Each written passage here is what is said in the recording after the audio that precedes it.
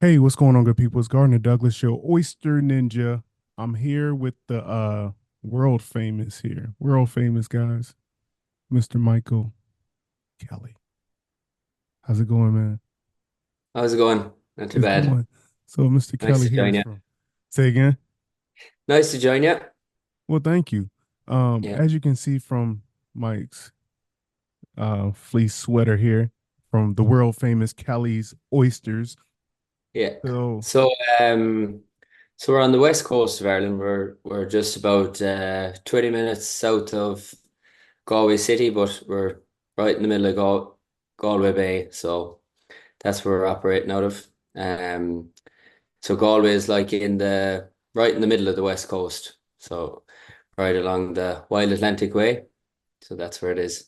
nice. It's not Ireland is a small spot. You'd go north to south in I don't know 8 hours maybe. So it's not that big. So yeah, that's where we're And situated. now you shuck oysters, you Yeah, farm oysters, and you also ship oysters and a restaurant also, or yeah. I suppose the main our main gig is selling oysters. Yeah, so we have an oyster farm, and that's the main business. Shuck oysters was said first, but I really only do that maybe at the Galway Oyster Festival and then on occasion in competitions if they're on. So um, that's only a small side to it, but mm-hmm. that's the main business is selling oysters really. Nice.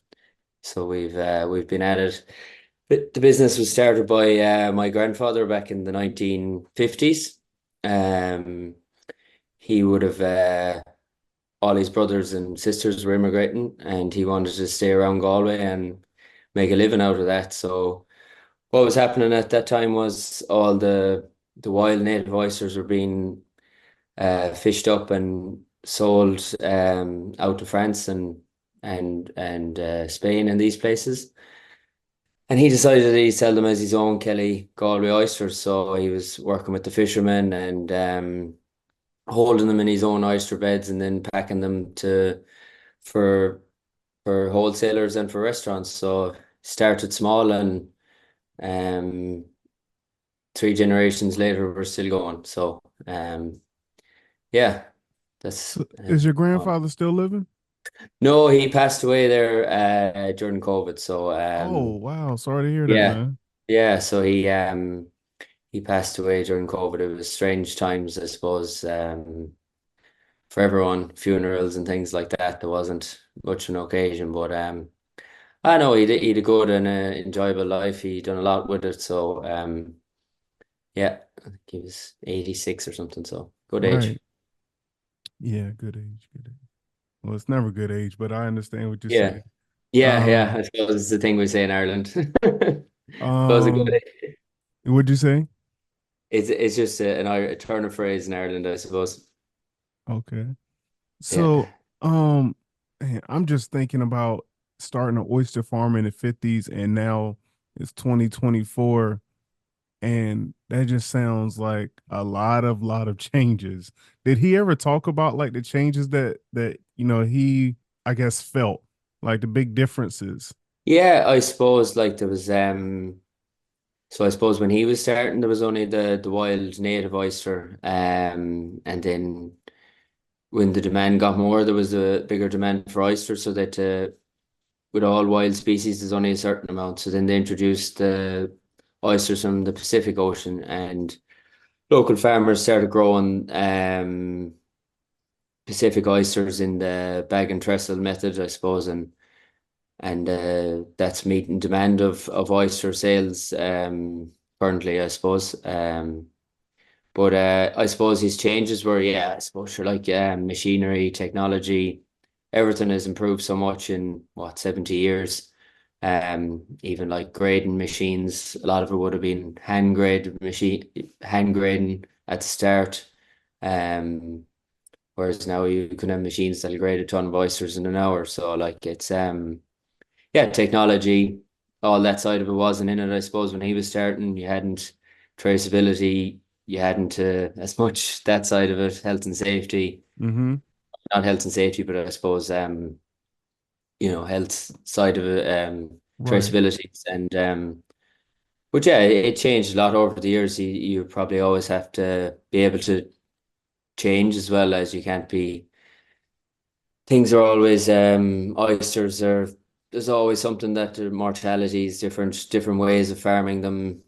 Even last summer, the we had a big increase in sea temperatures. It went up like 3 or 4 degrees, and weren't used to. So anything that was being graded was there was a lot of mortality in it. So I suppose even for that, for this year, we've learned that we need to probably stop grading and things earlier on in the summer. So I suppose it's just things like that that would have been a big change.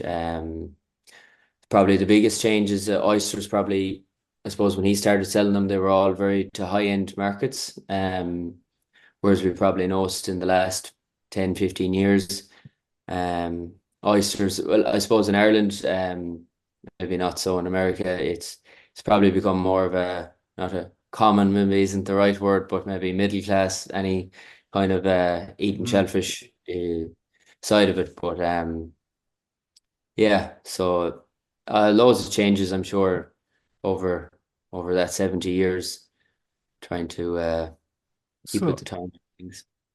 I think so right now it's April. So what type of weather are you here having in Ireland right now? Yeah, so today it was a really nice day, but a lot of rain in the last month. So normally so it's like it has been like around 10 or 10 degrees. I'm not sure what that is. My Fahrenheit isn't great, but Mine yeah, either. so it's Irish weather is very it's like that all year round, really. It could be 10 degrees Christmas Day, it could be 10 degrees in the middle of June. For it doesn't really change an awful lot during the year, even though we've noticed we're getting a lot more storms. Which isn't great for oysters on trestles and things like that. It's a lot being blown off and things. But yeah, the weather is fairly good, even though in the summer the water temperature increased a lot. The air temperature didn't change an awful lot, but the water temperature did. It went from normally you'd have highs of 17 and it went to 21, 22 last summer. So it was a huge spike, and which there were the oysters weren't used to. So you had a lot of mortality. Anything that had been graded, you had about 50% mortality. So yeah, you did speak about the difference in the weather and how the oysters reacted to it. So because the water warmed up, the oyster died. Is that correct? Not necessarily. So oysters, they would be they're very reactive to any kind of stress. So like what Oh, we would do with oysters was when we would grade them, we wouldn't sell them 6 weeks afterwards. We'd put them back out to the water, let them get used to their let them get used get their energy levels up, so to speak, again, and then before you sell them to improve their shelf life again. So I suppose the biggest thing with the sea temperature is probably like it's not their environment. They're not used to them high temperatures, so they were very stressed, and anything that had been worked on were got even more stress, and that caused the mortality in that. Roger that. So I think what I forgot to um explain to the audience is Yeah. that you guys have a different type of oyster completely than what we Yeah, have so here in the United States. hmm So you want to Yeah, talk so about that a little bit? we have so I probably said it there about the wild. So we have two different types of oysters in our farm. We have a wild it's the wild European flat oyster, which has been there for centuries. And that grows in wild fisheries along the west coast of Ireland. And then we also have the Pacific oyster, which is originated in the Pacific Ocean, and that's grown from seed in normally bag and trestle method. We have a 5 meter tide, so they're all on trestles. We don't need any. Not many oyster farms have any floating oyster farms, they're all on the trestles. So with that tide, so you can get down with tractors, whatever, when the tide is out. So yeah, we have two different types. They're different to the Virginia cast oyster on the East Coast. They're probably a bit more meaty. Especially the wild oyster takes about 6 years to get to market size. And then the farmed oyster, the Pacific one, normally is about 3 years, 2.5, 3 years to get to that size. So the meat is you would notice in the meat and the flavors. You have a lot more meaty oyster in the wild one. So So you yeah. said for the first type, it takes 6 years. Did you say 6 years? And take 5 to 6 years, yeah, to get a market size oyster. Wow. But then I suppose it's always in the wild, so it's not taken out of the ocean until so when the fishermen are dredging the oysters, they have to, if they're not big enough, if they're not 3 inches in diameter, they have to be put back into the ocean. So that's your method of, I suppose, not overfishing and things like that. So from a farming perspective, there isn't an awful lot of farming with them because they're not farmed. So um, on that regard, And then the other ones take 3 years to process, or to yeah, get to standards. yeah, 3 years. So they would be constant. They would probably be in the first year cycle. They would go on the shaker graders for maybe once or twice in the year, and then at the next stage, normally graded about twice a year. The oysters, because it takes them. Yeah, they all grow like any oysters. They grow at different speeds, so they have to be sorted and put into the right areas then, and then you grade them accordingly in what areas you need to be graded. So yeah, I suppose stock management is important side of that. That you know what you have. What is the system that, because you say you grade them maybe once or twice a year? Yeah, so they would be graded and then they'd be put back out into areas, and then I suppose the final grade system that we use, it's all by weight. So I suppose in the US you're all by visual. I think your sizes are all like small, medium, large choice, and I think that's all by visual. It's by the length of the oyster, Yeah, if by the I'm length. Right. Mm-hmm. yeah. Whereas we're all by weight, so it's all by grams. So you'll have your number three will be 70 to 90 grams, and your number two is 90 to 120, and 120 to maybe 150 is your one.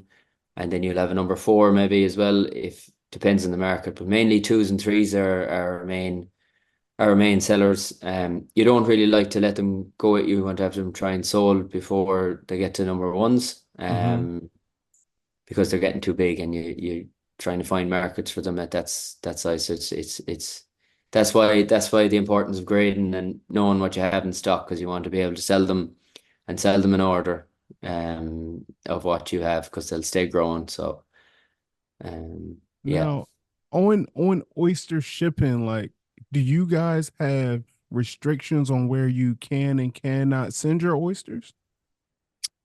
Yeah, so yes, we ship them a good few places around the world. We ship London, Denmark, anywhere. Uh, Dubai, we send to Dubai, and Singapore, Canada on okay once a month. But then there isn't agreements then with every country, so there's no agreement between Ireland and the US currently. So I think there's a trial it's mainly between the EU and the US at the moment, but I'm not sure it's ongoing at the moment. So yeah, different countries will have their own documents that need to be, or uh, quality of water quality, or different things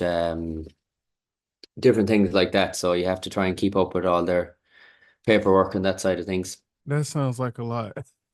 That sounds like a lot of restrictions, a lot of loopholes, a lot of stuff to keep up with. But I mean, you guys been doing it for a long time, so I guess that kind of gives y'all a leg up, right? Yeah, I suppose. Yeah, I suppose. I have been doing it for a good while, so there's I suppose with a family business as well, there's people that have been there involved with it, so you're kind of learning as you go as well. So it's not just you're not just set into one job. You're kind of have to be multitasking as much as possible. So you're not as you haven't got any blinkers on. You have to try and learn all the facets of having an oyster business. So you have Mm-hmm. to. There's no just. I'm not. You can't just say you're doing sales or you're doing the farm side of it. You have to try and have an open eye to all sides of the business. If you want to learn in that regard. Now, you said if you want to learn, Yeah, if you want to. Well, were you pushed into the family business, or did no, you no, just no, fall no, into no, it? no. I would have always had an interest in it. Yeah, Nice. So that's what I yeah, wanted to talk about. Like, how was your introduction into the family business?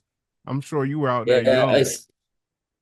Yeah, I suppose like my probably early memories is like we have the Galway International Oyster Festival is on every year, and that's where the World Oyster Competition, shucking competition is on. So I suppose you'd have good memories of being a kid and going in watching that competition and things like that. So there was yeah, fond memories of that and just of different occasions of the business.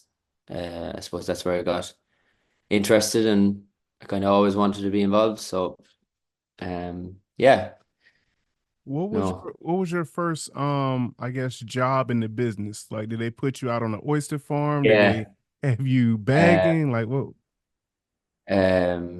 I think so. We would have sold a few mussels as well. Really? Sell mussels as well. So my first job, I think, well, it was a mixture between picking mussels off the rocks, and then I used to do deliveries with my grandfather. So he do the driving and I do the deliveries. So I think that's my earliest jobs. That's cool. I can't imagine because I didn't grow up with my grandfather, but Yeah. being him like being so, I would assume, I'm just assuming that he's a popular guy, with this oyster farm. Everybody knows him. And then you, the grandson, little Mikey or little Mike, Yeah. and just during those drives, like the nuggets of wisdom that he's, Mm. dropping on you. And, you know, do any of those conversations like stick with you even now? I suppose the stories, just old stories and things that you wouldn't know otherwise unless you didn't ask. So yeah. Yeah, just asking how things were, how like what was it like when he started and different questions like that. But I get, so why, let's go back to the oyster farm. I wanted to go back to yeah. that. So do you guys use the rubber band around the oyster? No, so when we pack just using seaweed. We don't we find that our oysters are healthy enough to not put the rubber band. I know I see a lot of the flat oysters or the native oysters have the rubber band, but we ensure that the cup side is always down and that they're firmly packed, the lid on the top, tight, keeping the press on from that regard. But no, they're healthy. The tide is a good helper to all that because they're not always in the water, so they're getting trained to be out of the water as such. So the native oysters should last for 10 days and the gigas could last for 2 weeks. So when packed, so they have a good lifespan when out of the water. Packing them is very important that the cup side is always down. Very important. Why is that for the folks that don't know? Yeah, so you've so an oysters will filter about 10 liters of water in an hour. So it doesn't realize that it's outside of the sea. So it's gonna open its little mouth and it's gonna be trying to filter some water. So if you haven't got the cup side down, um the water will come out and it'll die in a couple of days. So it's very important that the cup side is always down. Let's talk about shucking. So Yeah. how'd you first get into shucking? Like, do you remember your first memories of oyster shucking? Yeah, I actually do. So it would have been the Galway Oyster Festival, all these superstars, I suppose, of the shucking industry coming to Galway. 23 countries battling it off to be the best in the world. So yeah, those probably you would have been always trying to open them then, and it's taken me about 15 years to get any good at it. So it takes a long time. Um, yeah, you're just trying to learn, but it takes a long time to pick up the technique. Suppose especially when we would only open them. That's the only time I get a chance to practice is at the festival. So um, yeah, just trying to perfect it and then try to speed up. But speeding up isn't as easy as I think. Come on now, you make it look easy. Yeah, You I don't make it. know. Well, with so they use the they use flat oysters in the world competition. So it probably is it's a help to the European shuckers that it's the technique they're used to. Whereas if the competition was on in the States or Australia or something and you were using a different oyster, it wouldn't be as easy. So there's different techniques all around the world. But the the the best way it seems to open the competition in the worlds is the European. I think it's a Scandinavian technique. It's all hand shucking. The blade is kind of across your fingers and you're open them in that way, yeah. So but yeah, no, shucking is good. So we were trying to speed up now next year. I feel like I don't think that I realized how hard shucking the flats were until recently, really, because I did Mm. the real oyster cult 5 species oyster Mm. sampler, Yeah, and I was shucking the flats, yeah, and I was like, man, this is a lot harder than I remember yeah. because we had got some flats before when I think this had to be around 2016, and I was actually going through the mouth of the oyster, if you can Oh believe that. yes. And but I see how hard it is to go through the back. Yeah, So I'm looking forward to getting up with Honor Allen and or yeah. somebody and trying that the two-sided knife. Yeah. I want The to double try it. blade. Yeah. Yes. Double blade, yeah. Well, actually, through the mouth was always the way. So, like, there's been world competitions in here since the 50s as well, and they would have always gone through the mouth, the front of the oyster, and they would have left it on the flat shell. But I think the penalties were only maybe 2 seconds for not severing, so they used just open, flip, and just throw it on the tray. So that way, and I suppose they used to always, an oyster does look probably, it looks a lot fatter on the flat shell as well. Mm-hmm. But I suppose when you're opening a lot of oysters, you need it to hold for a certain period of time. So in the cup as well, also it'll stay in its own juices as well. Then it'll stay in the water for a bit better, whereas it'll dry out a lot on the flat. But Right. that would have been the technique used in the competition. Willie Morton and all them would have Vincent, they would have all always a small pointy knife and in into the front of the oyster. But it's all, I suppose the reason it can be a bit more difficult is because, as I said, it's a 5 or 6 year old oyster, so it's fairly strong. That hinge is very strong. So it's a lot more you have to really you kind of do need a bit of power and a bit of force with it, but Mm-hmm. you shouldn't need too much. You shouldn't be trying to just force it open either. It is like opening a lock, I suppose. You're trying to work your way in as much as blunt force. And that's what kind of hit me when you said that it takes 3 years or 5 to 6 years to. I was like, well, yeah, Yeah, that makes sense. That's why it was so hard to get into. You know, yeah, yeah, It's been fighting for a long life, and now it's yeah. time to please the people. Yeah, no, especially the native oyster, it has a strong hinge, and then a lot of the time it can have a small hinge as well, so it can be difficult to find the hinge as well. It's not as easy. The hinge is definitely way smaller than your East Coast of America oyster, anyways. Yeah, it's Uh, not as pronounced. No, you can't just see it. You have to actually look for it. You can't just even though some of the guys I'd say they just open them, Anti and Stephen and Oh these man, guys they just we're not even gonna bring those yeah, names up, man, because those are like oyster geniuses. yeah, I swear they must birth these oysters themselves. yeah, That's because only a parent can know their kid that well. yeah, You know? yeah. No, they're really really good.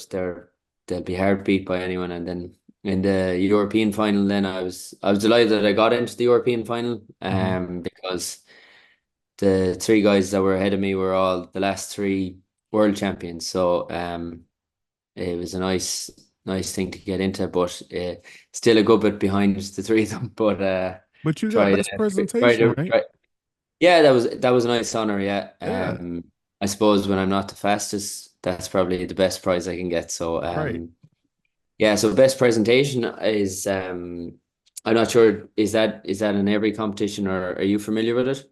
Well, for our competitions, majority of the big competitions, they give you extra points for like cleanest plate. Yeah, But they didn't. I don't.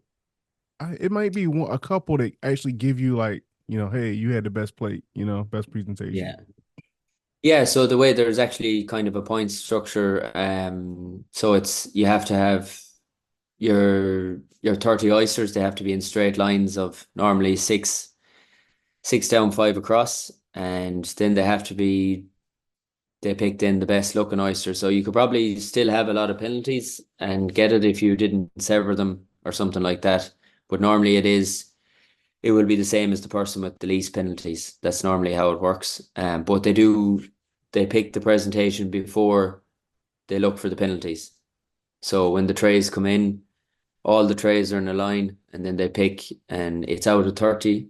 So um you will you'll be aiming to try and get mid to high 20s, or depends on the judges, I suppose. But yeah, so you get 30 seconds out of the 30, then you'll get that deducted off your time. But yeah, so they were I was happy how it went.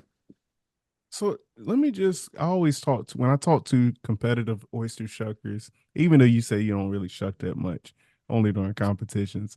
Yeah, Um, but I'm still competitive, exactly. That's the best part. That's the best part. no matter what it Uh, is. Yeah. um, I want to hear your mindset, like walk it, like just getting ready mentally for one of the biggest stages for oyster shucking. Yeah, I suppose it's probably maybe in the last year's competition, I came second in the Irish competition, and I always trying to I the first two I was at it for, oh sure, I must be at it 7 or 8 years before that, and probably wasn't taking it as serious, or kind of just turning up and not pretending that you cared, but when you did care. So then maybe actually, yeah, putting a bit of emphasis onto it. Yeah, I did it quite. You just, you, I wouldn't be nervous type of person or anything, so it wouldn't really, that side of it wouldn't really bother you. But you'd still get there's a huge adrenaline kind of factor off it when you're up there. So it's, yeah, I wouldn't really be phased. I suppose a lot of people probably do get nervous. I suppose I'm lucky that I don't really get nervous about it. Um, That's a good quality. yeah, That's but then maybe if I did, I might speed up a bit. I think they were kind of saying I was just like in the final of the European, I was a long way behind time wise on the guys, but I just stayed going at my own pace doing it. But maybe I should be more worried about what's going on around me. But I don't know. I don't think that makes much difference. I get it. I get it. The best competition I ever had was at Maryland in the Nationals. And I placed sixth. But that was the best competition I ever had. Yeah. Not the best time I ever had, but the best competition. Yeah. And I had to use the bathroom. Oh, And my yeah. nerves were like racking. I just wanted to finish. I just wanted to Yeah. finish. And Yeah. I think it was between nerves and have my bladder, and that Yeah. was the best competition and it worked. Yeah. Yeah. No, yeah, you just, I suppose, I don't know, I'm not, yeah, I don't know. I suppose the other guys probably, Stephen or one of them probably know when they've consistently been winning things, is there something you do straight? But yeah, it's hard to know, I suppose. And then you could just have a bad run as well, I suppose, especially in, we only, you're marked off the Irish competition is the only competition really in Ireland. So you kind of have to do well in that. You have to finish in the top two to get invited to other competitions around the world. So Hmm. it's important you get into that. And I suppose if you have a bad run at 30 oysters, that you kind of not going in any other competitions for the year. So yeah, I don't know. Yeah. Yeah, that's It'll tough. be That's tough. interesting. Maybe in a few years I'll be able to see is there a consistent way of approaching it. But at the moment I So don't really know. how old are you now? I'm 30. Yeah. 30. Yeah. Yeah, you got time. You're still in your Yeah. prime. Yeah. I don't know. Long enough. In your next competition, right? Yeah. What's going to be your mindset to take it all? Because we're just going to say you're going to take it all. Whatever that next competition is, you've already won it. What's your mindset? What are you going to do? Yeah. We're not going to leave it to fate. What are you going to do? Yeah. I think I might just I think in the last competition I was kind of going for least penalties and such, but you have to kind of have a fine balance. So I think I might just try and go a bit faster, but I just hope I don't become unclean. But no, I will. I have to speed up. I know well I have to speed up. So whatever way technique I have to do, that's what it'll have to be. That's what So it it has has to to be be. faster. So I'm just hoping that I have the clean side of it down, and that was always kind of what I was told. When my own father would have told me that get clean first and then speed will follow. So I think I kind of have the clean part down. So it's trying to get a bit faster, but it's not as easy as as that. I think that your father and my father taught. That was the first lesson that my father taught me when he taught me how to shuck oysters. Don't worry about speed. Just make sure Yeah, they look good. yeah. No, That's it. that's exactly it. Yeah, don't worry about it. The speed will come if you can do it right. Suppose like a lot of things. Uh, yeah, You do it right, that you'll speed up at it like any skill, I suppose. Um, exactly. yeah. Exactly. So yeah, let's go back to the oyster farm. So Yeah. we first got on before we were actually starting the podcast, you started talking a little bit about the tours that you guys do. So can you talk a little bit about the farm tours, like what people could Yeah. expect when they come and check it out? Yeah. So it's something we've kind of branched into in the last couple of years. Is farm experiences. So I take majority of them myself, or else my uncle will take them. And So you come and you're welcomed at our yard, and then you're given a history of the oysters in the area and histories of oysters in general, and then we go and we do a farm walk, and then there's an option of actually harvesting the oysters out of the sea yourself, and then we do an oyster tasting with a local craft beer, and then a few different bits of fun, learning how to shuck oysters, things like that, on a little pop-up bar that I create on a 250-year-old pier that we have on our beside our oyster farm. So um, yeah, it's a lot about the history and oysters in the community in Galway Bay and oysters in general. Yeah, it's just a bit of fun. So I think I had a party there from England there today, so they seem to enjoy it.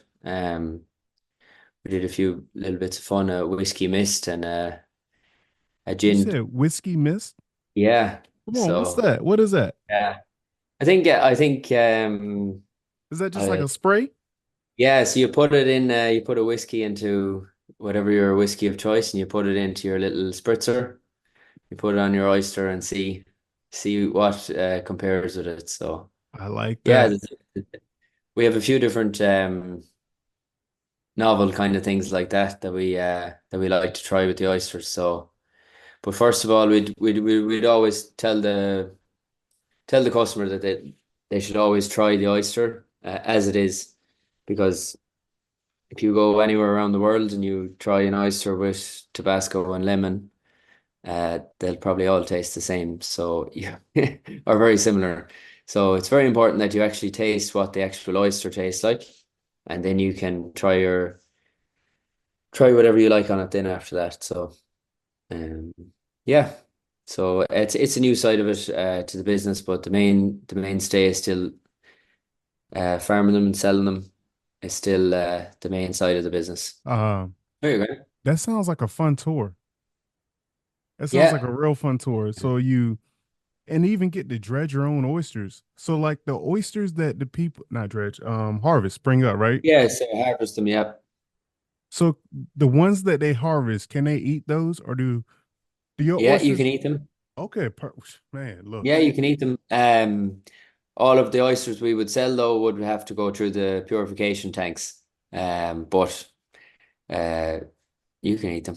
that's what I thought. That's what I thought. Yeah, The best experience I ever had on an oyster farm, I was in Maine at Glidden Point, and we did a farm tour and picked the oyster right up out the water, shucked it, eat it, picked yeah, a big old clam out the water, mm, shucked it, eat it. mm, It gets no better. yeah. It's No, it no. is. It is good. Yeah.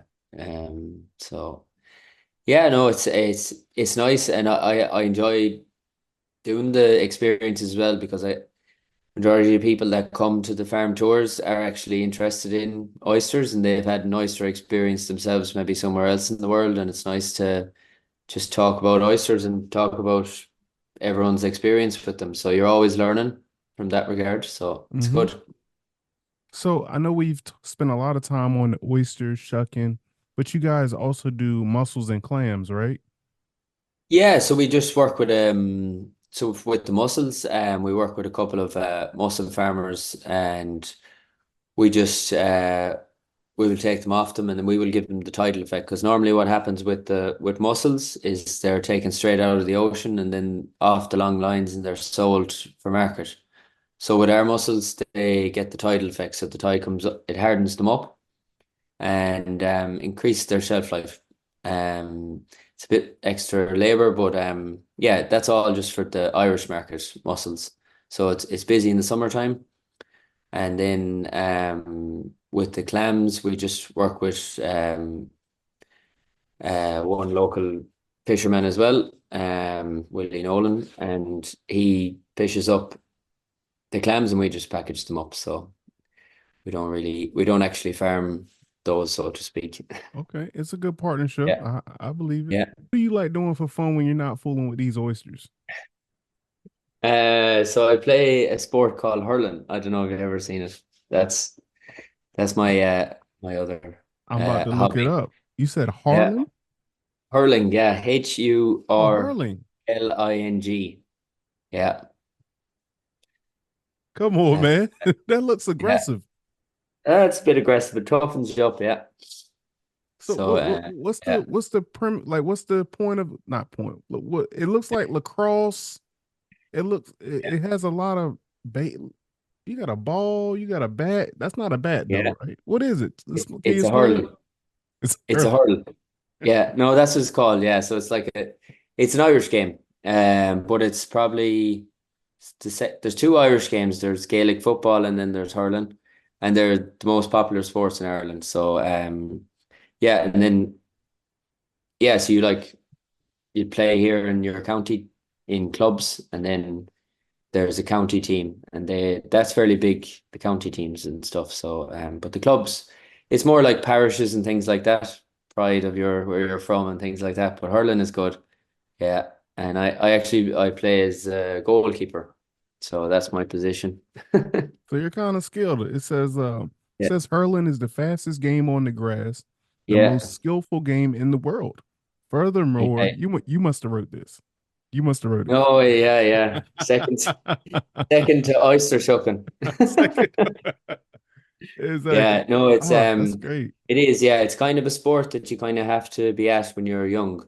Um, it's difficult sport to get good at if you don't start at, we say you'd want to have a hurl in your hand at 5 or 6. So yeah.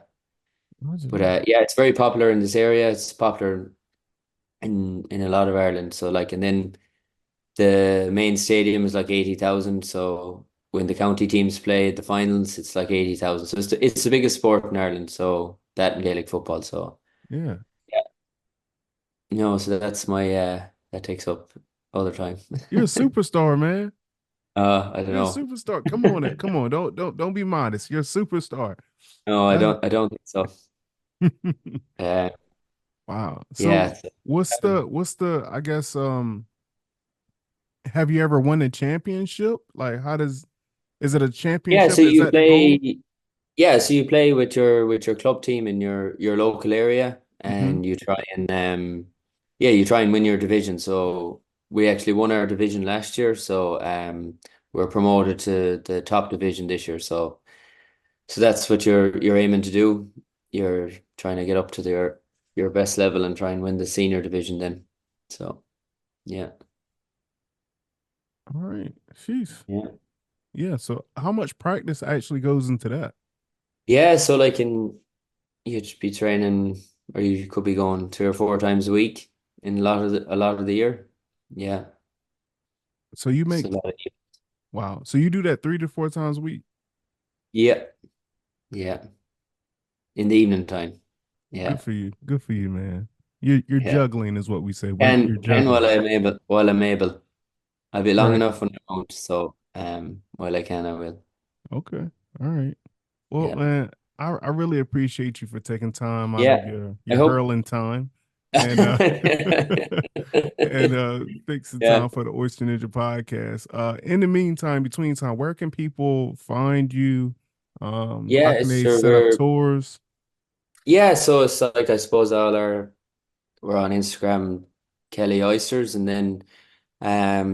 For the tours, we're just currently in the middle of setting up a new booking system, so hopefully that'll be up soon. But you can, there's a on the website, there's an inquiry page. For the tours, it's very tide dependent, so we'll get that set up. But yeah, you'll find us Kelly Oysters. Put us in Google, you'll find us. Cool. I got one more question. This is my Yeah, last question. If I come to Ireland, right, yeah. what do I have to see? Or what are some of like the non-tourist things that I think tourists don't see or don't appreciate? I want to see that. Yeah, like I don't know. I suppose I would obviously say come to Galway and just soak in the atmosphere in Galway is always very Hmm. good. There's loads of parts, the whole of the west coast really. Anything along from the Cliffs of Moher right down to Kerry, all that is it's scenery really and history. In Ireland, there's so much history, and it's all very green. So, but yeah, no, just go into Galway, sit in as well, sit, have a pint and soak up the atmosphere. It's yeah, it's nice. Anything you do really is good, but Is um, Galway a friendly place? very friendly place, I think. I only asked because I went to Canada and Yeah, everybody was so nice. I'm like, what is going yeah, on here? This has got to be a yeah, trick. yeah. No, Galway is very friendly, I think, anyways. But no, it is. It is. I think anywhere in Ireland you come, you'll get a Céad Míle Fáilte, I think, as they call it, 1,000 welcomes. So yeah, I Well, think we're well known for our hospitality. I think it's one of our best traits. So I'm gonna be yeah, with I you, look so I forward know I'll to be seeing you as US shucking champion when you come next time. yeah, yeah. Is it eventually we're working toward We're working toward Yeah, Yeah. yeah, yeah. It's some So fast guys, man. there it is. Fast Yeah. and girls, fast guys and girls. Yes. Yes. All right, thank you so much, okay? All right. Okay. Thanks for having me on. For sure.